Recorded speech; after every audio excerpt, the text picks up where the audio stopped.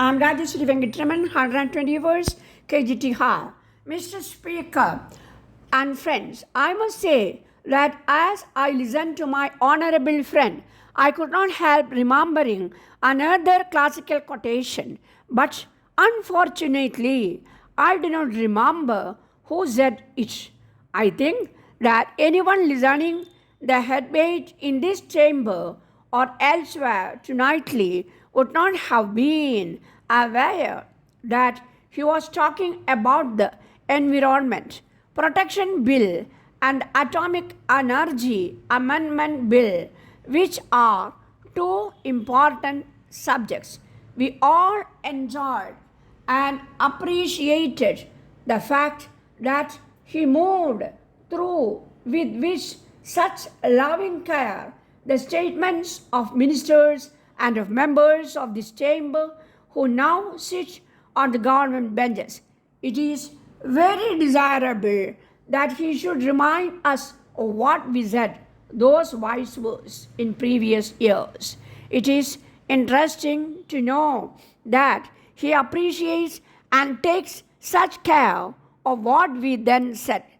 At the same time, because I do not want it to be thought that it is sour grapes on my part, I remind listeners that in the early part of his speech, which started a week again, my friend referred with loving care to a statement I had made on the Corporation and Securities Industry Bill in 1975 when I warned about the effect of regulations, the dangers of regulations, and how difficult it is to pick up regulations and perhaps deal with them rather than with substantive legislation.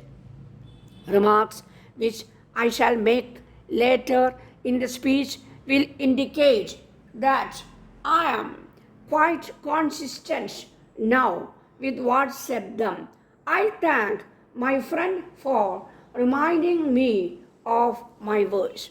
Here we are considering two important bills about which I have some concern and some criticism and which I intend to express. However, it is not the sort of criticism which would lend me to vote against these bills. The legislation requires very careful consideration. Indeed, there are some aspects of it that I find cannot really support. I hope that they will be the subject amendment and consideration after this event.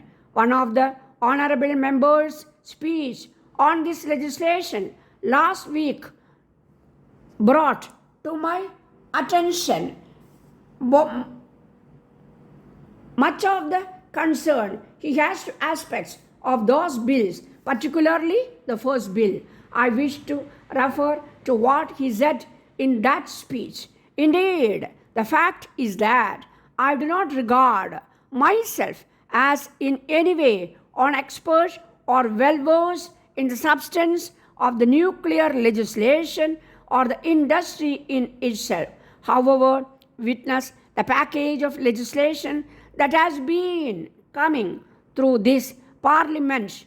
It has been impossible for backbenchers of this parliament to investigate the legislation thoroughly and to attend meetings.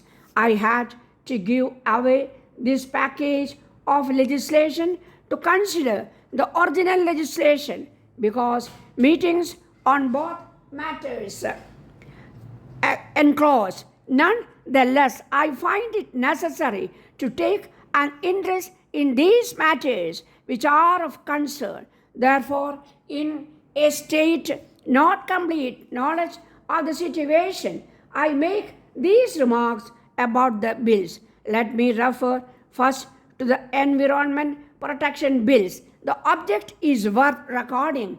The subject of this act is to make provision with the limits of the powers of the Parliament for protecting the health and safety of the people and the environment from possible harmful effects associated with nuclear activities. This part of the legislation is important.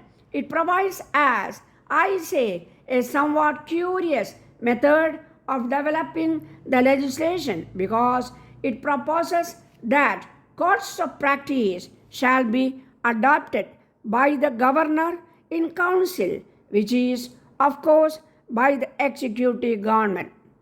The executive government will draft thus courts of practice in regard to the way in which there will be protection against nuclear activity.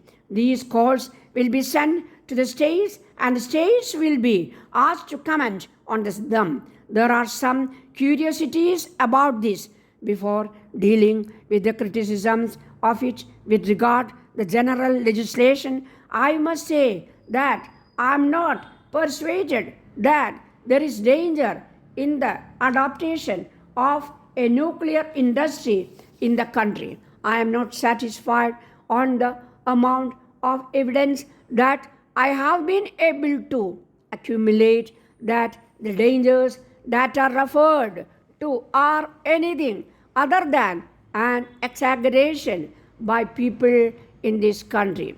I think we have to be involved. I am not satisfying in general terms with the criticisms that are made of our involvement in this activity. But so far as this bill is concerned, there are some aspects which I think ought to be the subject of some concern to us in this parliament. I say that in respect of the matters mentioned by my friend when he spoke last week, he drew attention then to the curious way in which this legislation is phrased. We can appreciate that the Parliament is not in a position to lay down the detailed materials whereby it can be determined from point to point how nuclear activity should be controlled.